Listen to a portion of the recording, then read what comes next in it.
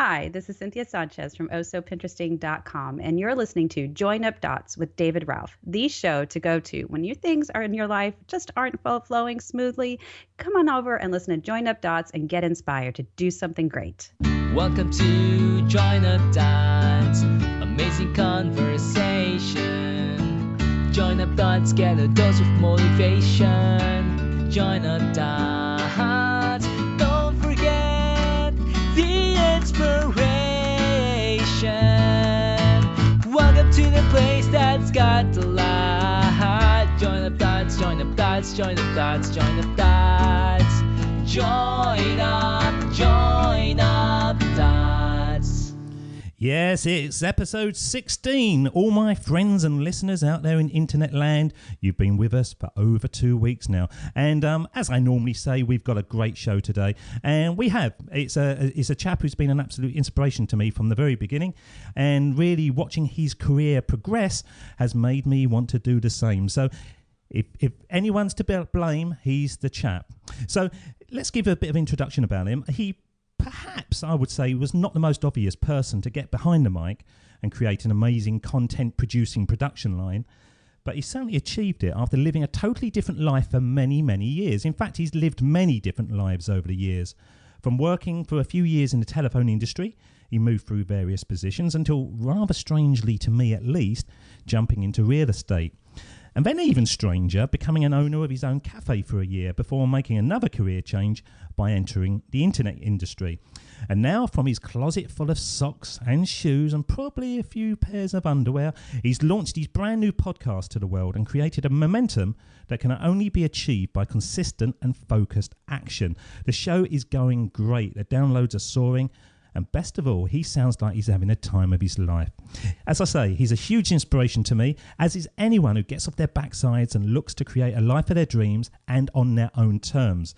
So let me introduce to you, as we start looking back over his life to join up dots, the one and only host of the Chris Cerrone Show, strangely enough, a man named Chris Cerrone. How are you today, sir? David, I am doing absolutely fantastic. And I must say, I got to interrupt your show right now and say that was one of the best introductions outside of my own that I've heard on a podcast to date. So thank you. No, that's absolutely, it's an honor to have you on the show. And so it's an honor to give you an introduction that builds you up, because you really have hit the ground running, haven't you, suddenly? You've come from nowhere. If anyone is out there thinking about doing a podcast, and there's certainly a movement at the moment in that direction. Some call it a movement, others call it an explosion, but your name comes up all over the place. You really have done some great things. Has it surprised you? Yes, it has. In a way it doesn't, but it definitely has. And the reason why I say in a way it doesn't is because when I set out to become a podcaster, become a brand, become a person on the internet, I started from nothing. I did not have something that can refer back to that, oh, he created this website or he did that.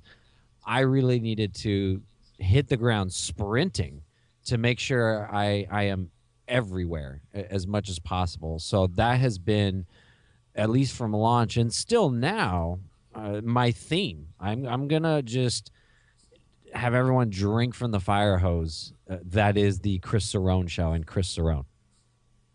So you have a phrase there, be everywhere, and literally sort of to a man and a woman, the name of Pat Flynn keeps on appearing on my shows. And he has got something, hasn't he, that when he says be everywhere. But to get anything going on the web, on the internet, you really do, don't you? You have to take control of literally every social media platform you can to gain that momentum. Is that something that kind of annoys you? Because it does me, Chris, really. I just want to get behind the mic and do my show, but there's a lot of it that you've got to do to just get your name out, to get that momentum. It did annoy me because like you said, I'd rather just sit behind the mic and just be a podcaster and let my work speak for itself. However, now that I am everywhere and I'm creating YouTube videos in my Instagram account, I'm showing people my personal life, I'm on Facebook and Twitter and Google Plus, and the list goes on and on and on. I've actually connected with some amazing people on these different platforms that has either became guests of my show, personal friends, This weekend, a fellow podcaster that we've been chatting it up on Facebook literally drove down to Las Vegas, where I live, to come visit me. And we hung out last night and we talked podcasting and internet and life, and we just had a blast. Now, had I not, I should say, taken that approach of being everywhere, for example, Facebook, I wouldn't have been able to make that great connection with that person and hung out with them in real life. And were they better in real life than behind the mic? They were even cooler, I must admit, because meeting anybody online, to me, still seems kind of weird. I'll just go out and say it. Like, just forming these relationships, I'm still getting past that mental block of, this isn't just the internet. This isn't like, from what I remember, the internet back in the day, where you used to just go on these like chat rooms and just type in like ASL, right? Age, sex, location. And it was like AOL chat or whatever it was back then. I'm getting past that mental block. Like, this isn't just a chat room where it's kind of faking away and people are playing around on the internet. Like, real relationships are being formed here. Yeah, I still type in sex and location, but it doesn't get me anywhere. Yeah. That's one of the reasons I'm being a podcaster. At least I can take it to an area that provides value more than just back to myself. Yeah, and I must say, and I'm sure you would agree, having done a bunch of interviews yourself at this point, isn't it not the most fun and freeing thing to do is to have a podcast and talk to awesome people? It's better than that. It's so liberating in many different ways. I've said this loads of times, and you must agree with this. When you're doing these shows and you're doing so many of them, you repeat yourself, and you can't help it because the conversations kind of go in the same way. But I kind of wish I could have done this earlier, but I just wasn't ready. It wasn't until a moment in my life that kicked it all off that I thought, this is where I should be. But really, as I'm doing it now, and I'm enjoying it, and I'm getting hopefully better at it, and improving the editing and all the things that sort of take up the time, I love it more than anything I think I've done. Absolutely. And there is that moment in your life, and we can get into that with me here in a second, but there is that moment in your life that you finally make that decision to go in one direction or another. And what I found is I went through a period of, well, like you said, why didn't I start this sooner? Or how come I didn't know about this earlier? Or all those things, right? But then the other side of me says, you know what? I'm at least out there doing it. I'm making it happen. I can't tell you how many people I've run into in the past that was telling me about their podcast idea or YouTube idea or business idea. And I talk to these same people today after my own show is launched, after I'm now doing over 4,000 downloads a day, after all this stuff I'm seeing myself, and they're still talking about their website or their logo or how they're going to launch on this and that date because this needs to be perfect. It's like, it's kind of frustrating me really in hearing this, because I almost just want to, this may sound bad, I almost want to shake them and just be like, are you crazy? Like, who cares? Launch the thing. Because when you finally launch this thing and you're like in the thick of it, you are not only going to kick yourself because you didn't do it sooner, but you've also wasted all this time, all this learning experience, all this growth by waiting to launch. Can I just jump back to your download figures? Because you said a number there that I thought, oh, that's interesting. Because for any of the listeners out there that are, on a daily basis following this journey, we have various different conversations and guests on here. But if you are thinking of doing a podcast out there, the fact that Chris is getting 4,000 downloads is quite amazing at this stage of your career. Because I think the average, somebody told me the average, is 167 downloads. That's the mean average of all the podcasts. You're so to get 4,000 is I'm saluting you, sir. I'm saluting you through Skype. You can't see me, but I'm doing it. Thank you. Yeah, you're absolutely right on that number. It's like 167 or 160. I know there's a 16 somewhere in there, but that's the average podcast. And if you're doing that, you're doing okay, because that's the median average. Now think of it like this. At least this is what I did, right? If I had 10 downloads a day, I would have been grateful, because that would have mean, let's just pretend 10 people showed up and they sat on my lawn and they listened to me speak for an hour, because my show's an hour long. Right. That's 10 individual people I'm speaking to. In the very, very beginning, if 4 people listened to it, my mom, my dad, my wife, and my wife's parents, maybe they're together listening to it, like, I still would have been happy. Or they're Siamese twins. Yeah. I still would have been happy, because I'm doing this for me. I'm doing this because I have a passion for it, and the listenership is just an added bonus. So when do you get to a figure? And we're going to get back into your life, but it is so important, because you have come from nowhere. You've taken focused, creative action, as I was saying, and you must at the moment be going woo woo every single morning when you see the download figures in, because that's the key thing, isn't it? Without those, you haven't got a show. End of story. So when do you get to a figure when you start going, this is nutballs, this is crazy? Are you already at there, or is there a figure ahead of you in your mind?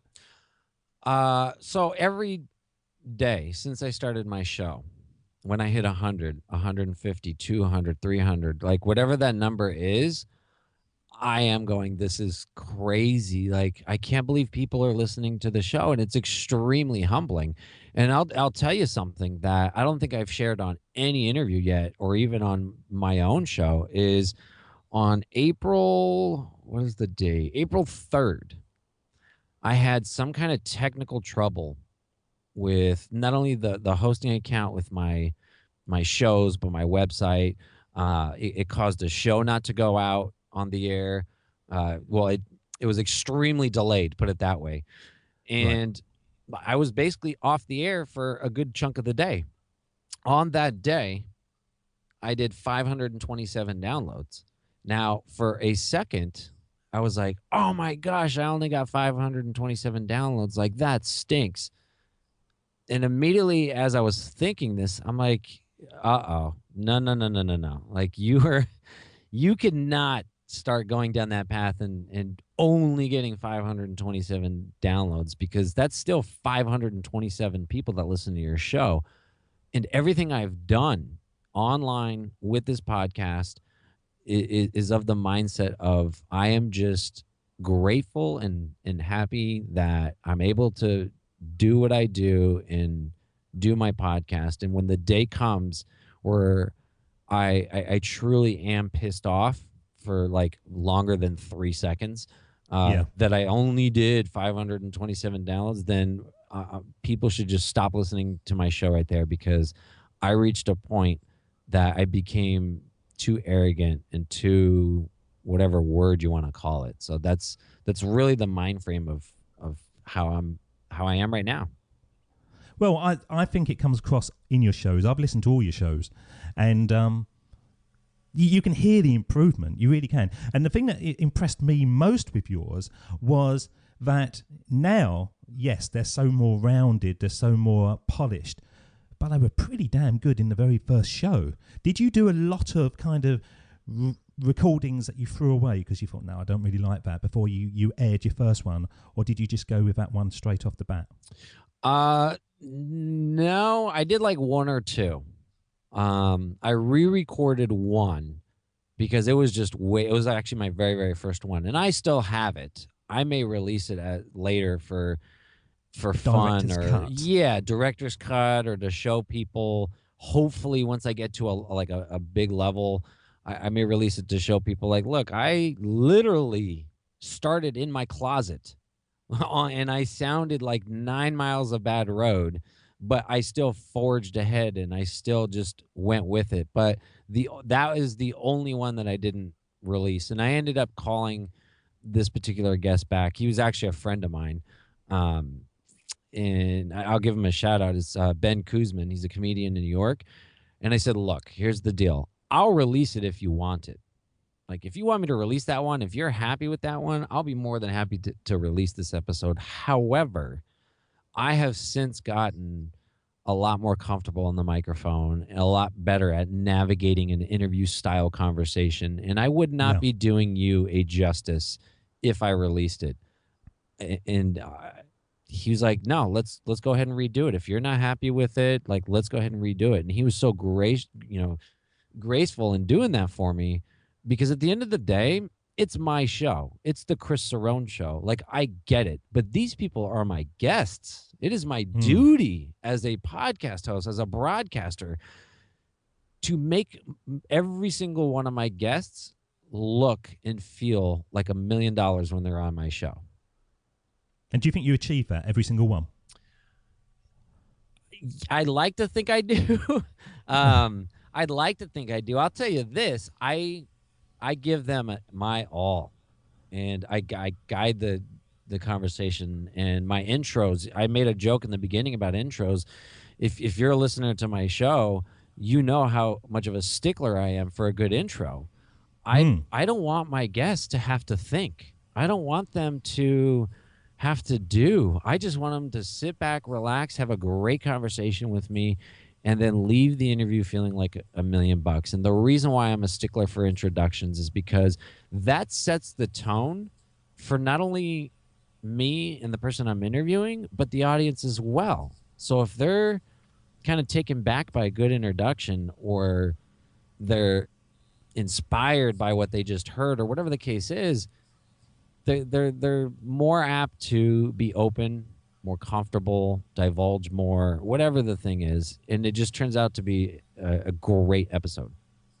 Well, I think it's so important for the introduction. I spend a lot of time stalking you all, trying to find stuff that I can weave into an introduction, because I consider it. Do you remember the old Star Wars films when the yellow words come up at the beginning?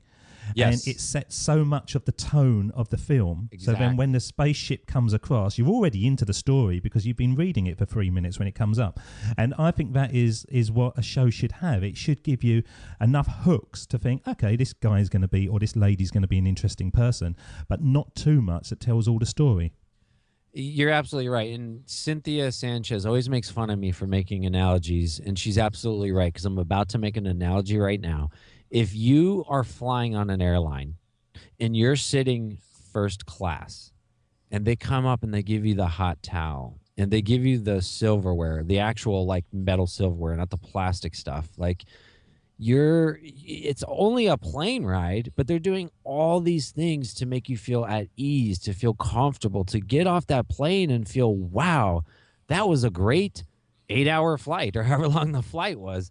That's, to me, what I try to do on my show, starting with the introduction. I'm giving them their hot towel in the beginning, so that they're telling themselves, you know what, this is going to be a great interview. Right. So going back, okay, you're in Las Vegas. That's where you live, yeah? Yep. Born and raised. Born and raised. Now, I've been there a couple of times, and I've had some very strange occurrences. If we ever meet up for a beer, I'm going to have to tell you my Las Vegas stories. Please. But when you're out there, and one of the things for anyone to do if they want to become successful, or they want to create their own path, is surround yourself with people doing the same thing that you want to do. That's just one of the givens that people say. Now, I found it very difficult being where I am in the United Kingdom, because I don't know anyone. Literally everyone that I know now who is doing the same thing live in America. So I connect with them on Facebook, I connect with them on forums, as you were saying, but actually face-to-face in a bar, not at all. Did you have a network around you, or have you really, since that moment when you thought, this is what I want to do, have you had to create that from scratch? I definitely had to create that from scratch.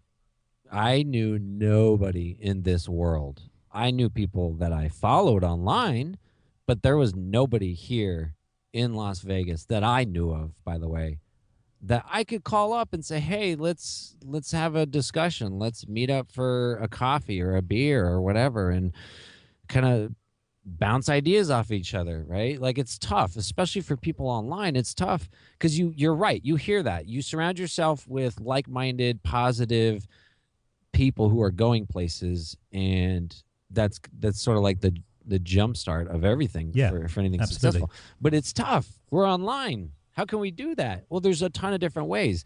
I actually started on Twitter. And a funny story about Twitter is I didn't like Twitter. I didn't start using Twitter until November or December of last year, of 2013. I really started using Twitter. From Twitter, I met a bunch of other people. One of them, and I'll bring her up again because she's so awesome, Cynthia Sanchez. And they happened to be having an event here in Las Vegas, which I was very lucky that they're having it in Vegas, which was New Media Expo. So Cynthia and I are tweeting, and I basically told her, hey, if you want me to go look at the venue for this meetup you plan on throwing and take pictures and basically just give you the skinny on what's going on, I'll do that for you. And we've actually talked about this since, and we've laughed about it, but hesitantly she was like, yeah, sure, if you want. I don't know you. You're So why did you do that? Because I wanted to break into this world so bad. I didn't care what people thought of me. I came from a corporate background, an entrepreneur background, a real estate background. I came from all these backgrounds, but in every single background that I came from and every single thing I've done in my life, I was always concerned with what are they going to think of me, or I need to carry myself in a certain way and maintain this level of professionalism. I thought that being humble and not knowing a lot was almost like a mark against you. And this time around, I took a complete 180 approach. I was the guy saying, I don't know anything. I just want to hang out. If you need help carrying some chairs, I'll carry those chairs. Like, I did not care. And taking that approach has done more for me in my podcast and all my online stuff that I'm doing now than anything else I've ever done in the past, in terms of like how fast I'm on the scene. The lady that Chris is talking about is Cynthia Sanchez, and she was on the show on episode 14 a couple of them ago. And at the end of the show, I said to Cynthia, I said, is there anybody out there that you could suggest for being a guest on the show? And she suggested Chris, who's on tonight. And she told me the name, and it didn't twig at all. I didn't register the name at all. But then when the email came through from Chris saying, hi, how are you? I looked at it and thought, I know this chap. I've connected on other forums.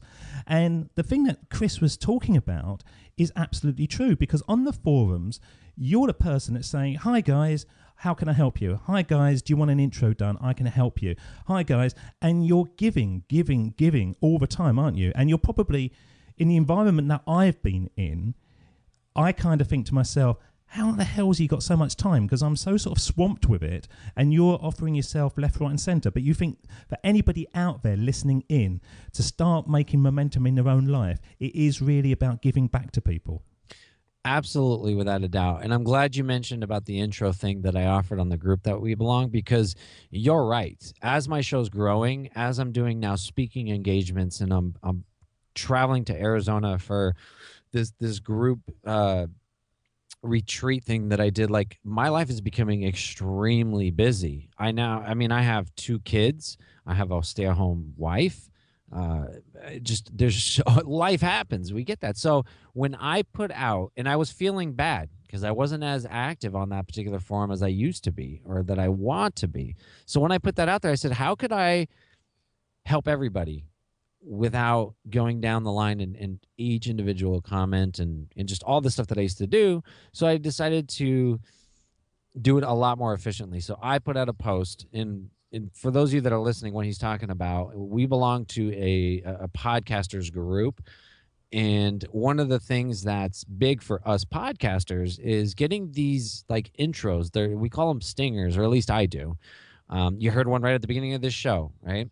And I wanted to give back to the community and help other people out, especially people that are just starting out, that really don't know anybody, that want to have stingers on their show. And I wrote, if anybody wants a stinger, let me know. I will record it.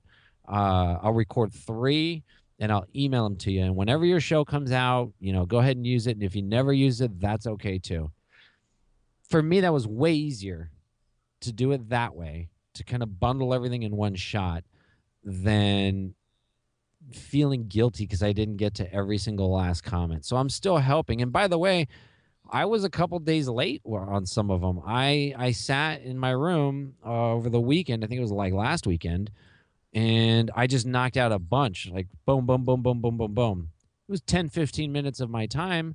But I delivered on what I said, and other people got stingers now. And it's it's just all about giving back. It is as simple as that, isn't it? The more you give back. You know, I've always felt like I was a giving person, but now I think, no, I only touched the surface. The real movers and shakers out there, the ziggers and the zaggers, they're giving all the time, aren't they?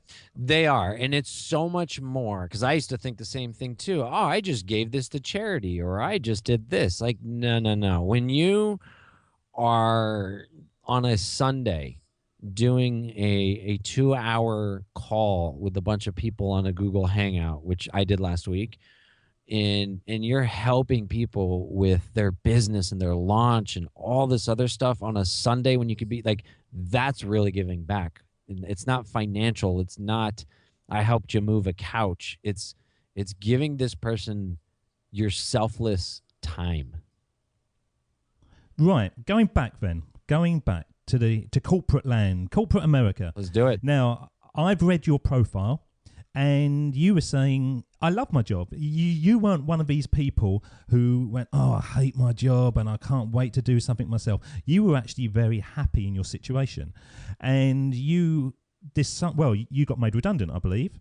And when was that moment of you saying to your wife, to your kids, or maybe just to yourself, actually, I could get a job, I could go straight back into something, but this is the time that I need to take my action. This is the time that for once in my life, I've got to do what's right for me and not for everybody else. Was it clearly defined, or was it a creeping, dawning realization over a period of time that, hey, I'm not going back. This is the future? It's always been creeping, especially when I was in corporate. I was at the last job I held. I was there for almost 5 years. And day one, I knew I wanted to start my own business or do my own thing or just be basically a solopreneur, an entrepreneur. However, the approach that I took was a bit different than I ever had before, because I thought to myself, yeah, I know I'm going to do this. I know in my heart of hearts I'm going to do this. But right now, I'm going to give this company my all. And on top of that, I'm going to learn everything I can, because there's a reason why it's corporate America. They know what they're doing. There's a reason why major corporations make all this money, because they've tested and they've learned and they've trialed all these different things to help a business run efficiently.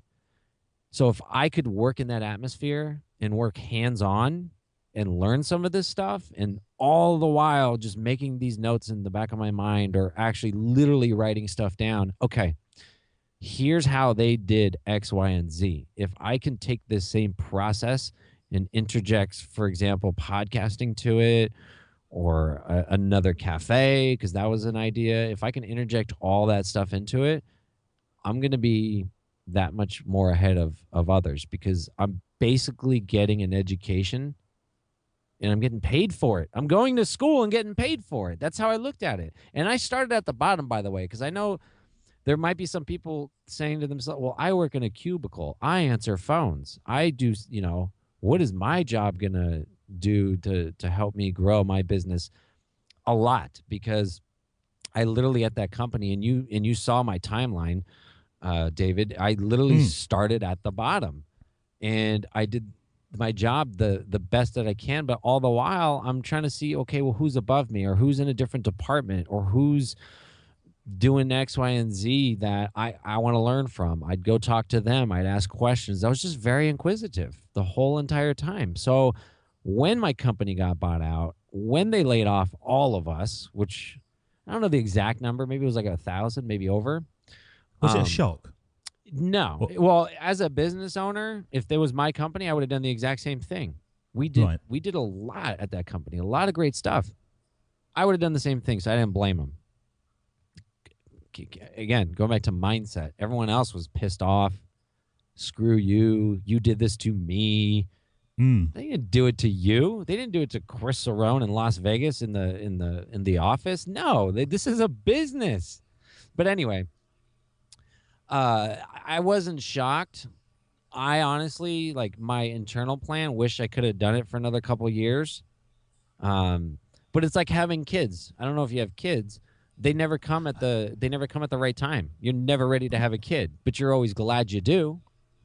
I've got 5 and a grandson. So you know exactly what I'm talking about. And I think I was drunk every time. if so they didn't, none of them, none of them were playing, Chris. That's what I'm saying. Exactly, it's never planned. And had you not have had a child, I'm not even sure my wife was involved.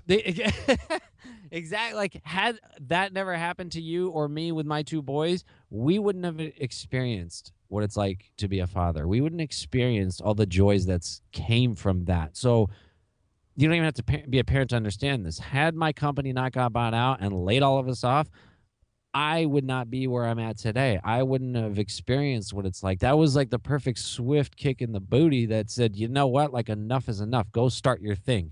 You're more ready than you think. You're just not giving yourself enough credit. But you were scared. You must have been scared. I'm scared right now. I'm seriously, I'm scared all the time. But the difference is whether or not I choose to act on that fear. Because when I, in the past, was scared, I would mask that by saying, I need to research more. This needs to be more perfect. This needs to do that. And the yellow needs to be brown, and whatever stupid excuse people come up with in their head. That's basically fear. But now, sorry, go ahehave. No, I was just saying, because what you're saying is forced action, aren't you? On a daily basis now, because you've effectively had to burn your bridges, the only way that you've got is forward. You could go back and get a corporate job, but you don't want to do that anymore. So when that fear of, oh my God, I've got to do it, becomes, oh my God, I have to do it, it does become easier somehow, doesn't it?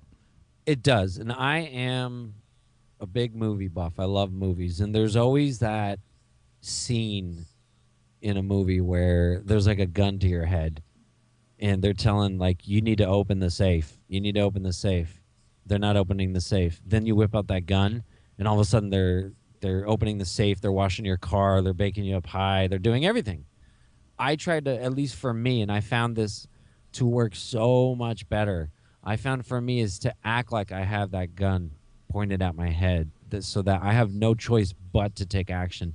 And once I do, and I push through that fear, and I push through whatever mental block I have, and I just do, even if it's crap. I have the ugliest artwork in iTunes. John Lee Dumas himself, in person, over dinner, not only agreed with me, but went on for another minute to tell me how ugly my artwork is. So I guess the point I'm trying to make is, look, things are going to happen. You're going to have mistakes. You're going to have misspell words. You're going to do something wrong. But at the end of the day, if your baby, for me, it's my podcast. If my podcast has the greatest audio, the greatest guests, the greatest content, the best that I can make my podcast, that's all that matters. Everything else can get fixed along the way.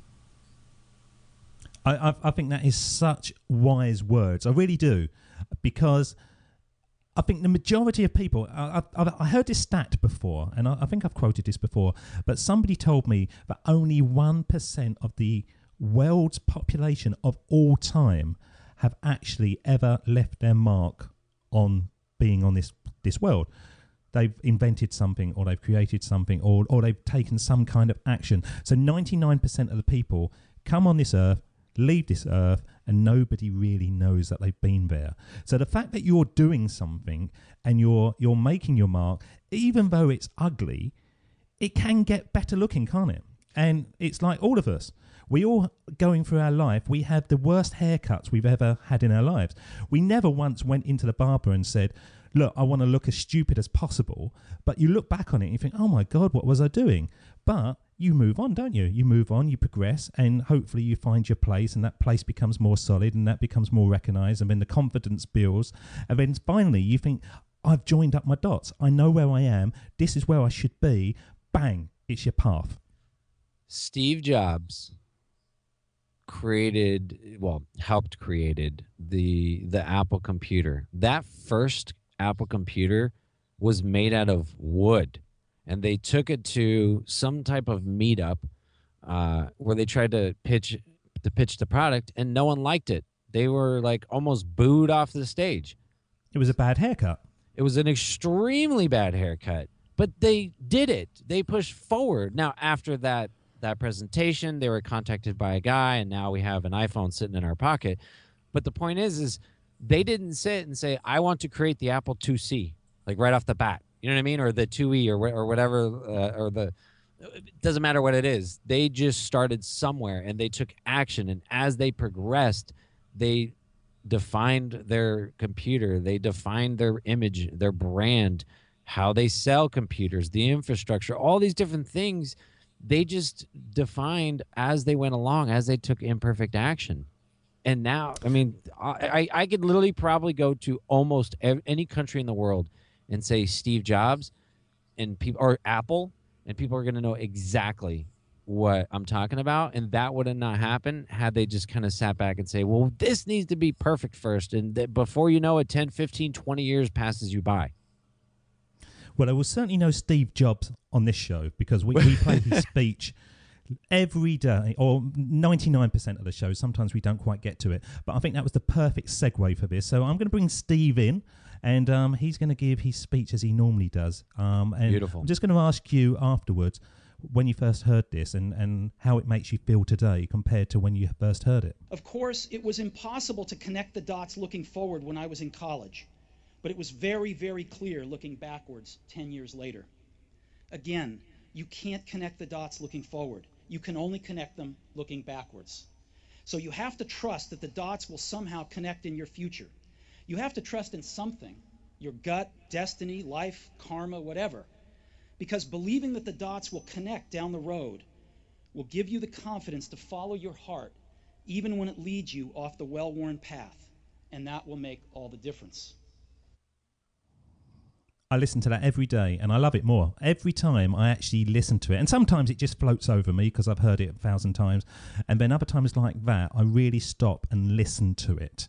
And it is, I think it's one of the sort of genius sentences, phrases, whatever, that's ever been said. I cannot agree with you more. And every time I watch that, I don't know. Like, I've seen it so many times. And every single time I get almost like chills because it's so true. Because I was saying to Cynthia Sanchez the other day, I was saying to her, I would love to know if Steve was kind of leaning on one elbow, shoveling cornflakes in, oh my God, I've got a speech in a minute, and just sort of like scribbling it down.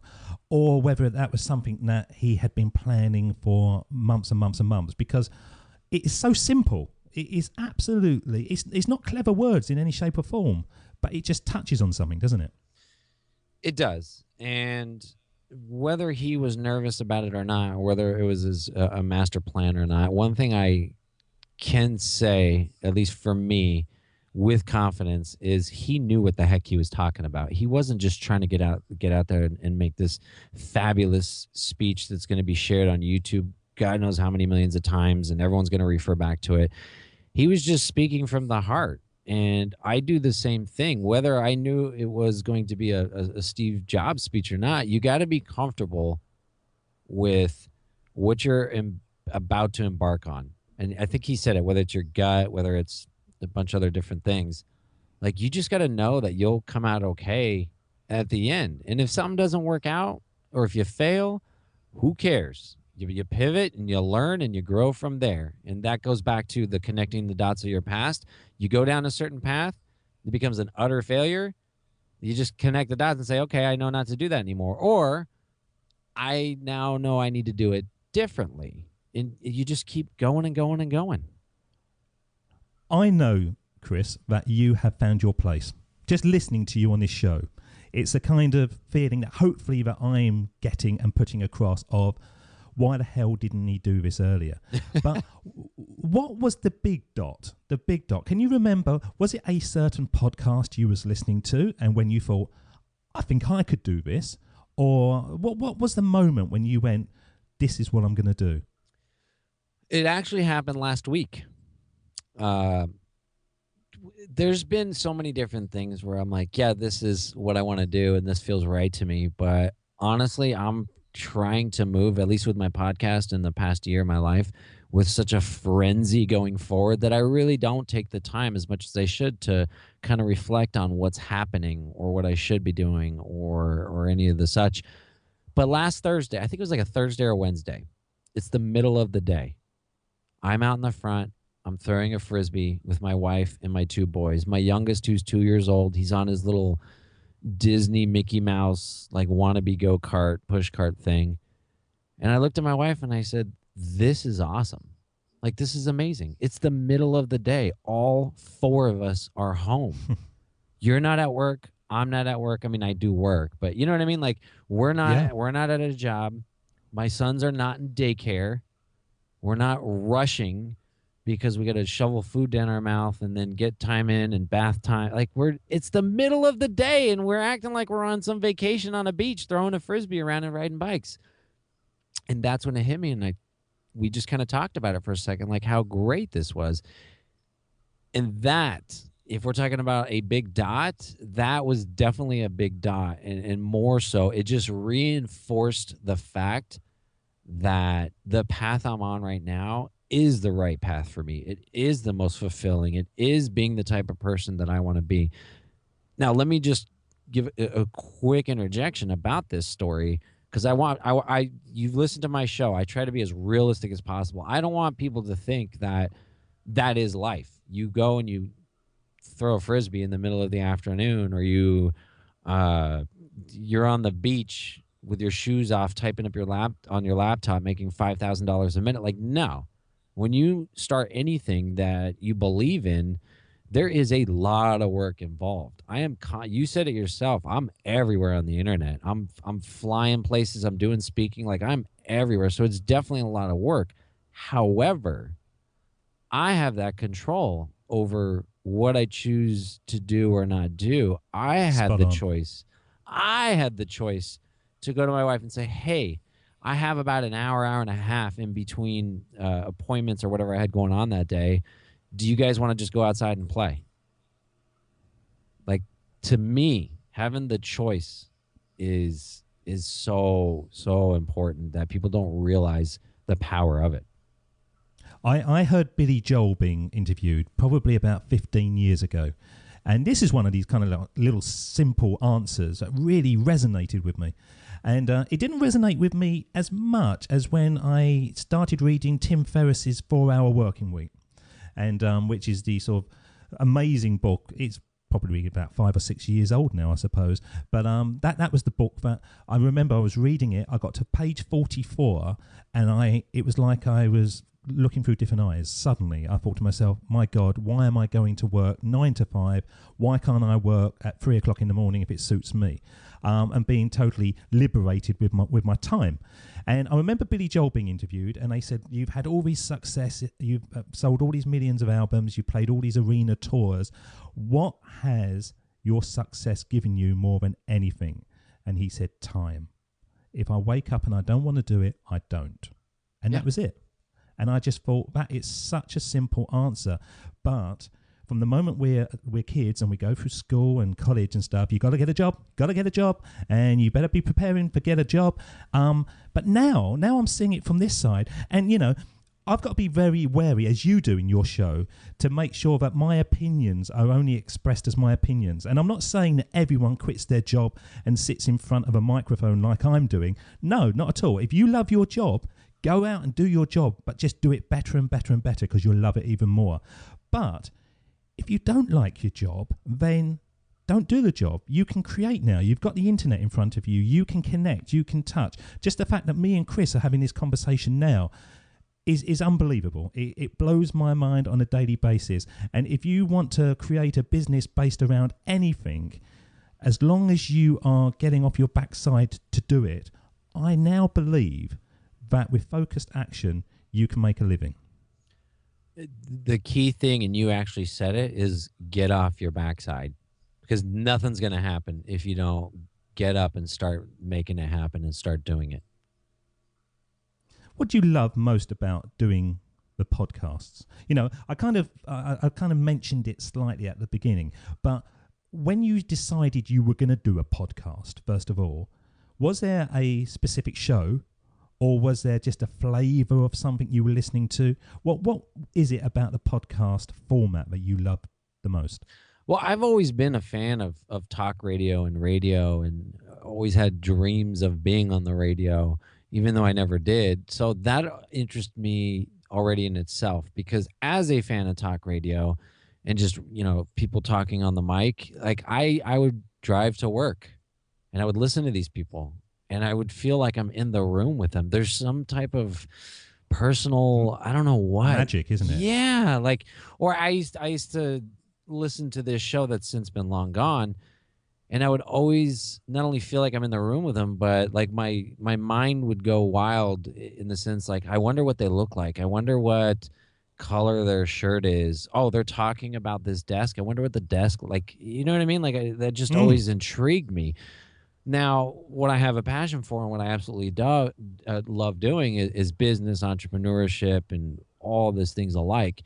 And that's the flavor of podcasts I was listening to at the time. It was Entrepreneur on Fire and Solopreneur Hour with Michael ONeill and all the usual suspects. And it just kind of clicked to me, like, why don't I start a podcast? I have a passion for it. I can literally talk about it every day of the year if I had to and never run out of ideas or things to talk about. Why don't I do that? Well, what else do I like?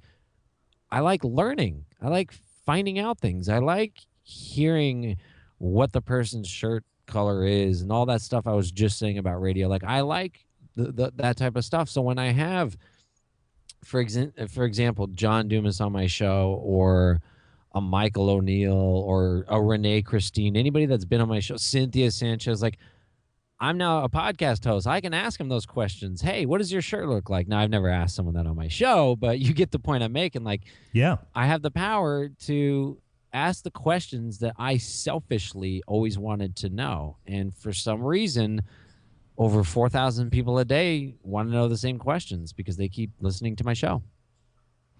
You're talking about Michael ONeill there. Now, Michael ONeill is a fellow podcaster, and he is somebody that I think he launched in August last year. Yes. And I quit my job around about that time. And so I was at home a lot, and I was working, trying to get things going. And I quit my job to become a web developer. And as I started doing the web developing, I suddenly realized this bores me. I can do it quite well, but I don't think I want to do this for the rest of my life. Oh, my God. And before then, I used to be a trainer, and I'd stand up doing training courses and conferences and all that kind of stuff. And I used to come alive in front of people and just generally kind of enjoyed myself when my brain switched off and my mouth went into overdrive and I didn't really know what I was saying, and it was just kind of flowing. And I was listening to Michael ONeill one afternoon, and I don't even remember why. Oh, yes, I remember how I stumbled about it. I was listening to Entrepreneur on Fire with John Lee Dumas, and he interviewed Michael ONeill, and Michael ONeill said, I'm just launching tomorrow. And it was interesting because normally you come into these things and people have been established for a while because you haven't seen the beginning. But with Michael ONeill, it was the very first episode. So I heard like the first word, and then I listened to the second one and third one, fourth one. Now he's done about 96 episodes, and he's doing great, and good on him, because he deserves the success. He's put the effort in.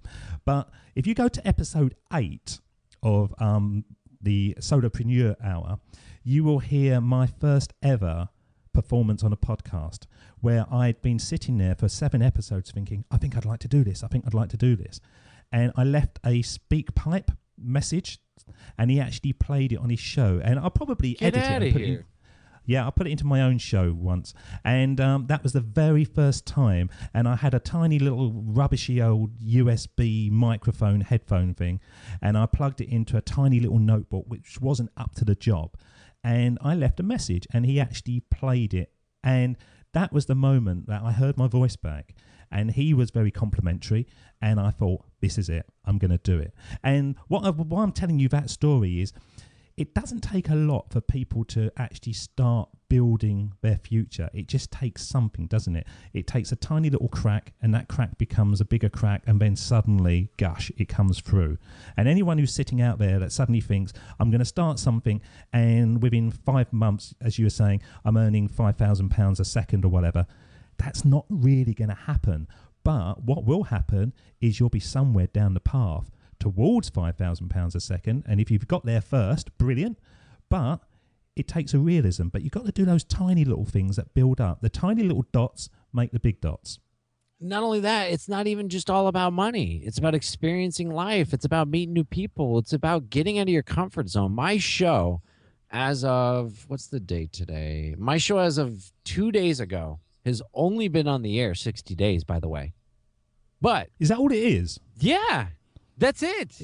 Now, it seems like you've been around forever. Exactly. It's only been 60 days. And in this 60 days, I've been able to, because of taking action and following the crack and however you worded it, but like just by doing that and being interested and moving forward, I've spoke maybe 6 times.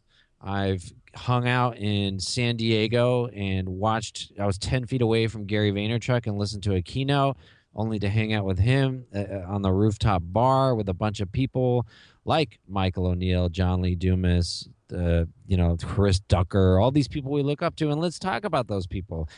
2 weeks ago, I just spent a week in a mansion. It was like a 14,000 square foot mansion with Michael ONeill, John Dumas, Nick Unsworth. And to go even take a step further out of that, take those guys out of the picture, I met a wonderful, awesome guy by the name of AJ Amex, who's doing so many wonderful things, who has now become a friend of mine. We actually just recorded his episode this morning. All within 60 days. I now have relationships with people. I'm traveling, having a great time, and all this wonderful stuff. And I am nowhere near Mike or John or Pat's income level yet.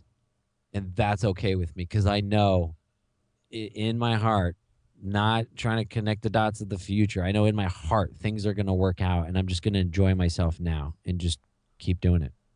So you have taken that classic route. You've surrounded yourself with people. And the reason why this works, your peer group is so important, because you surround yourself with people that are already doing it and are ahead of the curve. You can actually bring that belief that it's possible into your own life.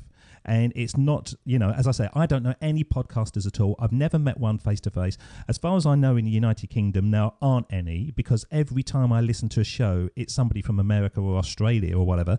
You just don't seem to hear them from the United Kingdom. I don't know.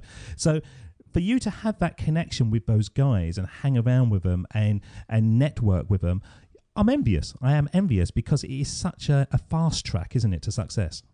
It is. And you have to be, and here's what I've learned about hanging out with those guys and just networking and surrounding myself with people that are at a higher level than me, is they're businessmen. They're nice. They're awesome. They're great, but they're businessmen. There's a reason why they are where they are. And if you try to surround yourself with that group and you're really not doing anything for yourself, if they put it this way, if I were to be around them at an event and you could just tell I wasn't doing anything, or I'm going to launch at this time, and then the next time they see you, you're like, yeah, it's this happened, that happened, I pushed it out another 2 months. Like, you're not going to be in those circles very long. You know what I mean? Like, because they sense that. People sense that. Back in January, the beginning of January, I was at New Media Expo, where I originally met for the first time Nick Unsworth, Mike ONeill, John Dumas, all these, Cynthia, right? Like all these amazing, amazing people. And I was that guy saying, yeah, I'm launching soon. Yeah, I'm going to do this and I'm going to do that. And here's what I'm going to do. I think the difference between what I've done and a lot of some of my friends, unfortunately, I mean, I won't name names, is since I said all that nonsense, I've done it. I've launched. I'm reaching out. I'm doing this. I'm doing that. And people sense that. They get it. They're like, oh, yeah, he didn't just say he was going to do. He did it. Well, I certainly get it. Chris, because as I say, you say you've been around for 60 days. Honestly, you could have told me you've been around for 2 years. I would have believed you. Now, it doesn't make sense in that, because I think it's the 29th show was John Lee Dumas and the 30th one's just been released. Yep. So, yeah, that doesn't make sense. But it does seem like you've been around forever and a day, and that's only because of what you're getting up to on a daily basis. Well, yeah. Now, granted, my show has only been launched 60 days, but the work started way before. I just mentioned New Media Expo. I went to that. I started back in December reaching out to people and joining forums and all this other stuff. It started, way before, but in reality, it's only been 62 days as the day we're talking.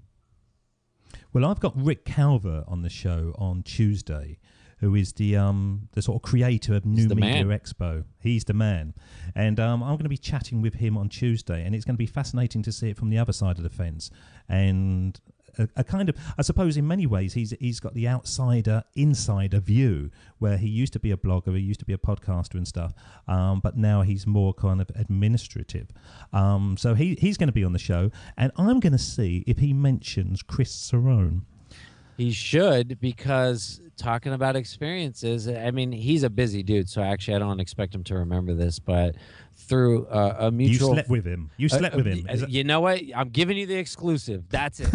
You got it. No, I through a mutual friend of ours told me, hey, Rick is in need, because he's doing the National Association of Broadcasting show here in Las Vegas. He's going to need a podcaster to do a live podcast. So I reached out to him and I said, hey, I hear you need someone to fill the spot. I live in Las Vegas. I'm a podcaster. I do my own everything. I'll bring my own equipment. Whatever you need, I'll do it. Now, unfortunately, because of how busy both of us are, it didn't exactly work out as planned, and that's okay. But going back to those experiences and things that those opening doors that happen when you just take action, like how cool would that have been for me? And you're a podcaster, so you can appreciate this.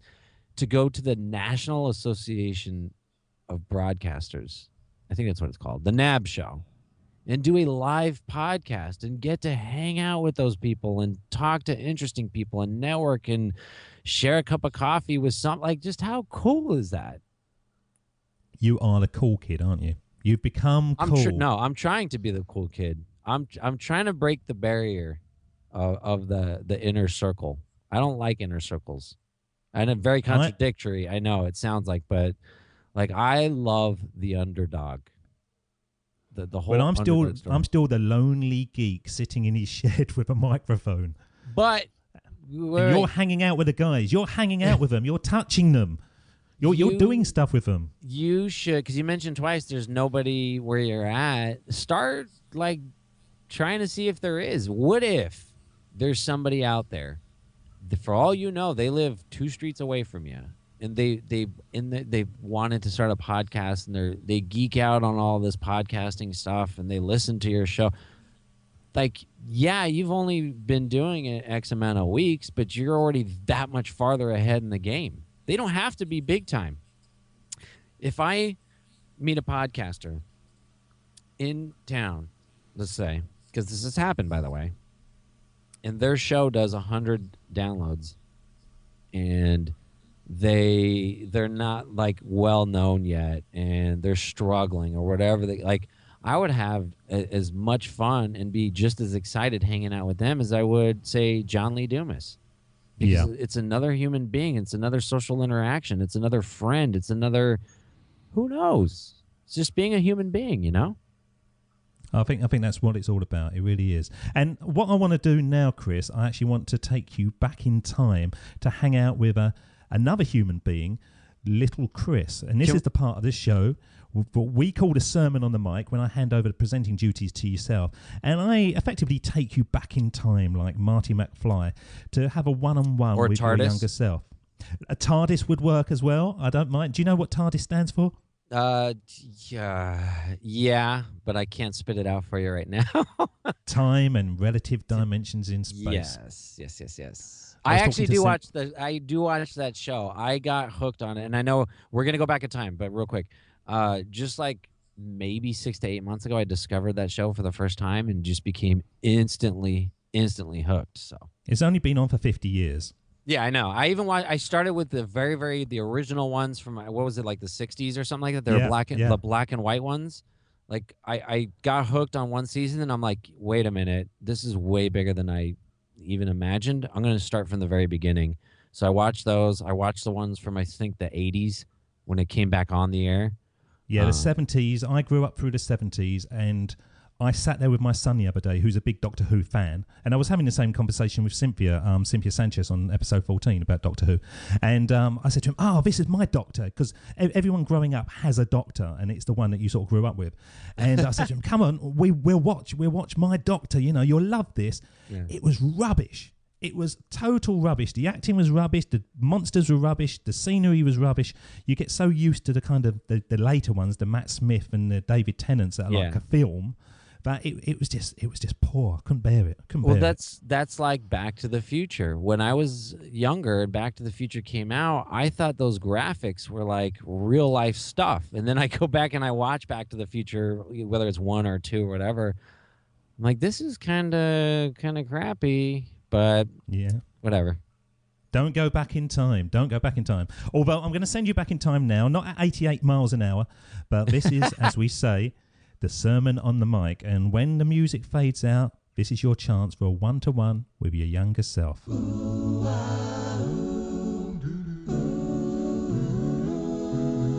Here we go with the best bit of the show, the sermon on the mic, the sermon on the mic.